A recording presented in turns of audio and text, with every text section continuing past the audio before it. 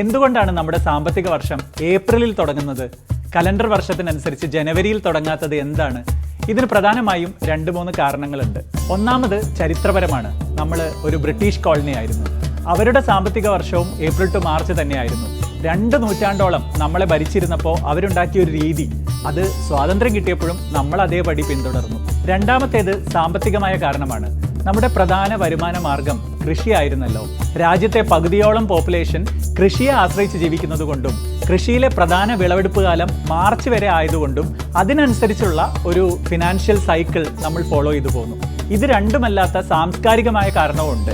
ഇവിടുത്തെ പ്രാദേശികമായ പല പുതുവർഷങ്ങളും, ഹിന്ദു കലണ്ടറിലെ ചൈത്രമാസം, പിന്നെ ഉഗാദി, വിഷു, ഇവയൊക്കെ ഏപ്രിൽ 1 ചുറ്റിപ്പറ്റിയാണ്. അതുകൊണ്ട് ഈ ഒരു സമയത്ത് ഒരു സാമ്പത്തിക വർഷം ആരംഭിക്കുമ്പോൾ ആളുകൾക്ക് ഒരു പുത്തൻ ഉണർവ് കൂടെ അനുഭവപ്പെടുന്നു.